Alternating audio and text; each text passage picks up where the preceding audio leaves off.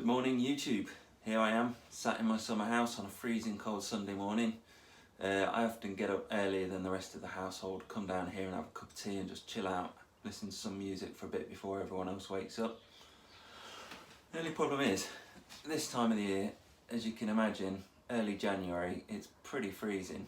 Now, of course, you've always got a nice plastic heater there that you can plug in, wears away and chucks out a little bit of heat.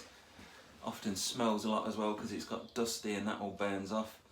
No, what we want is something a bit more rustic, a bit more cool, a bit more grizzly. So we're going to install a wood burning stove.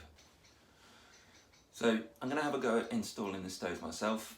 By no means am I a skilled tradesman at all, but I built the summer house, I did a lot of the wiring for the electrics, I did get someone in to do all the final connections for me. Also, this is my first YouTube video really. I've messed around putting a few clips together, but I wanted to try and have a go at doing this as well and kind of capture and record what I'm doing, so if it's of any use to anyone else, that's a bonus for me as well. So, like I said, I have already started the project. It's only just now that I've decided that I'm going to record it and put together a little YouTube video. So what I'm going to do now is just show you what I've done so far. So here's the stove itself. It's the Lynx Fire Harmston 5.5 kilowatt. You've got your 5-inch flue collar there on the top. That can be mounted on the top or at the rear. And you've got access to your ashtray there, a little door that opens, your main door. You've got a bottom vent, top vent. And as you can imagine, it weighs an absolute ton. All I've done so far is I've got some cement board, A1 fire rated. That's just going to line the back behind the stove. That will go up all the way to the ceiling, or at least to the cross members that you can see there. I have noticed this morning I've got a little bit of damp down in the bottom left hand corner, and I've investigated that and I hadn't realised this, but I've actually got a little bit of moisture coming through here, so I need to get back outside and investigate where that's coming from and deal with that. The only other thing I've done so far is started constructing the hearth, just some slabs. I've got some timber around there as the edge. I know it's probably not the most glamorous looking of installations, but the reason for that is it's the same thickness as the slabs, and what I wanted to try and do is when I tile the hearth, I wanted to try and minimise the amount of cuts as possible that I need to do to the tiles, so that actually gives me almost an outrigger there to lay just the corners, the edges of the tiles onto without having to make too many cuts. Right, so I've roughly marked out some lines where I want my tiles to go. Now I'm going to set about tiling it.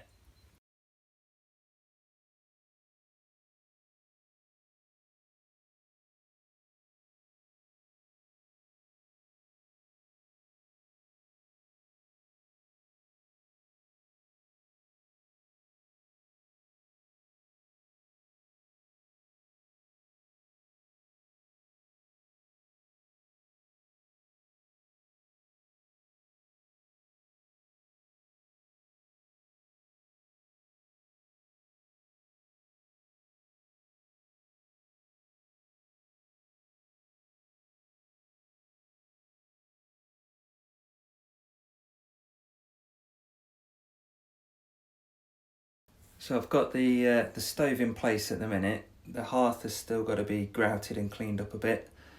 I've put in the fire resistant backing board. That's had a couple of coats of paint today. You can see I've got the adapter in for the flue pipe. That goes from the stove, comes out, it's a 5-inch pipe. I've then put an adapter on that goes into a twin wall stainless steel flue. That's going to go straight up through the roof.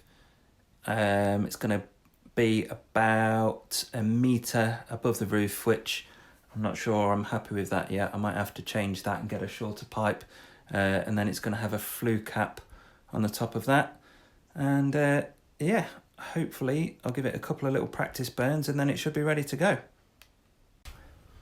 So the next job then is to get the chimney up and out through the roof. I went to a company called Flue Direct to get all of the pipe work, the cowling, the collars, the chimney cap, all of that kind of thing. So let's have a look what we've got, shall we? So what have we got then? We've got two 1 metre twin wall 5-inch pipes, a metre long each. So they're going to sit on the adapter, go straight up through the roof. To take us through the roof, we've got this rubberized EDPM gasket. It comes in a graduated size here, so you just work out which the one is that suits your particular flue, and then you just chop it back. That's going to sit on the roof. That's going to give you a watertight seal as the pipe goes through. We'll probably have to put a bit of sealant on the underside here when it fastens down, just to give it that extra bit of watertightness. On top of that, you've got this storm collar that sits on, just kind of keeps everything nice and tight, bit of extra protection. And then sitting on top of that, you've got your, what do they call this, a rain cap, I think. So yeah, that just sits on the top, stops water coming straight down the chimney. I've got the flue in now, cut the hole up through the roof, and we have a chimney. Okay, you've seen, so we've put the hearth in, we've put the backboard in, we've got the burner in, we've got a hole in, we've got the chimney in, and now finally we have fire.